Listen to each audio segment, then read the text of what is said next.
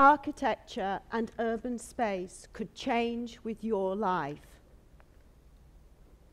I'm an architect, a professor, a mother, a wife, a sister, and a daughter. I'm all of these things and a whole lot of other labels that evolve over a life. Along with this change comes uncertainty. Life is unpredictable at the scale of the individual's lives as people move, they change countries, their health changes, their children mature, and their relationships evolve. But also at the scale of cities, as they are continually made and remade, as politics, economics, and technology develop. Henri Lefebvre, in The Production of Space, claims that urban space is a social product that's composed of overlapping and contradictory criteria that evolve over time. And these include the form of the city and also the activities, experiences, and encounters that happen within it. So how does architecture deal with this constant change? How does it understand uncertainty? We certainly cannot alleviate it. We can only work with it creatively. So I would like to talk to you about two very different projects that do just that.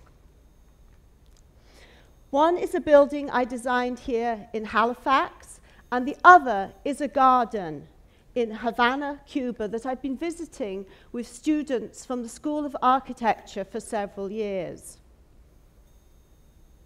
The first is located in an eclectic community in the north end of Halifax. Now, this community has recently seen a great deal of change. It's seen innovative ventures such as microbreweries, there's a flotation centre, there's a gym, there's various automobile shops, and all of these create very diverse networks in the neighbourhood. The area has also had large land amalgamations, and there have been a lot of houses that have been demolished in this process, and this has the effect of reducing the community networks. So the intention for this project is to creatively anticipate change, both in the life of my family and also in the city's future. Within its 25-foot by 100-foot lot is a house that changes with our life and also increases the density, diversity, community of the neighbourhood. So how does a project do this?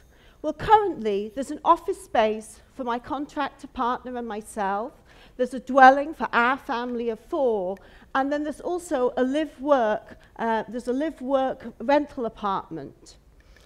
It has programmatic and spatial flexibility for the commercial spaces and the residential spaces to contract and expand based upon the viability of the business and our ever-changing family circumstances as our children mature and also our parents age and potentially come to live with us. Rather than offering one size that fits all for the life of the project, it morphs as our circumstances change. So conventional spaces in the house are reconsidered. Children's bedrooms are currently conceived as tiny little cubbies, but they can open into live-work areas that can open into the courtyard. So my university-age son can now potentially go and come and go as he pleases and not wake up the whole household. Likewise, the courtyard space can be used for a children's play area, a parking area, and also a workspace. Now, this part of the city has almost no vegetation in it, so the whole project, all the spaces are used for the cultivation, on the rooftops are used for the cultivation of vegetables and flowers. So on a macro level, this project reimagines the site conditions typically found in Halifax. And if you look around, they're all narrow, long lots. And this creates a new mixed-use urban typology based on a modern rendition of a side hall plan. If you stretch this form across the site, you can increase the density of the site without greatly increasing the scale. And you can allow the spaces, the workspaces, the living spaces, and the cultivation spaces to ebb and flow. So now we're going to go to Havana, Cuba, and the area of particular interest is a garden. There's no architect involved in this project, just a resilient community. And it occupies the space where a house collapsed. Building collapse is very common in Cuba. It still experiences extreme scarcity and consequently has very few materials for the maintenance of buildings. According to Berkemeyer and Whitfield, there's 1 to 3 full or partial collapses a day. And the special period was a time of intense hardship in the early 1990s. So during this time, the garden was used for food cultivation in the community. However, one day, 6 years ago, the municipality were undertaking repair work in the street and they cut off the water supply. Immediately, the producer had to transition to different types of crops requiring less irrigation. The plants currently cultivated are used in Santeria religious ceremonies and also homeopathic remedies for their healing properties. According to the producer, these dry, shady conditions support these particular plants. And so customers come from all over the city to purchase the products and seek medical advice. Now, from this garden, the producer has a view of the street dumpsters, and he collects valuable items that he feels could be used for the ongoing maintenance of his site and the community. From these resources, he's constructed planting beds out of bottles and tires. Now, this practice is called inventar in Cuba, and it's essentially inventing from nothing. Everyday life in the Western world is defined by forced consumption and built-in obsolescence. And this inventar has very different rhythms with its daily social interactions, the sourcing of materials and products, and reimagining use of these. It also has negotiations with the community to make the necessary acquisitions. So inventar feeds on change and uncertainty, and it uses them creatively. Now that the city provides no water to the site, again, the producer has had to innovate. He collects rainwater from all the adjacent rooftops and feeds it into his site via gutters and pipes into barrels on his property. This access to irrigation water is absolutely essential for his operation. And prior to the threat of a hurricane, the community help him clear the debris out of the gutters so it can get ready for the onslaught. While the producer currently has the use of this land, the community actually controls the future of it. He has usufruct status, and it requires an understanding that the garden has to contribute to the neighbourhood. So far from being just a site of production, the owner appears to be motivated by operating within the public good.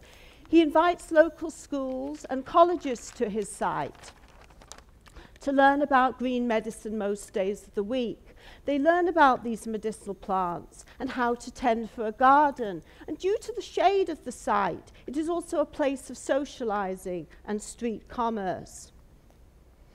So the site and the surrounding neighbourhood display cooperation, creativity and resourcefulness as they adapt to everyday struggles. Relationships stitch this fragile environment together as resources, land, water, waste and crops are shared and redistributed. This creates a type of community symbiosis. So rather than focusing solely on the formal language of architecture, both of these designs, one by the hand of an architect and the other by the hand of a community, consider evolving lives, activities, and experiences. The boundaries adjacent to both are blurred and shared. Across them, work, knowledge, and conviviality are exchanged. Change within life and cities are inevitable. Change that does not engage the existing community invariably causes uncertainty and distress.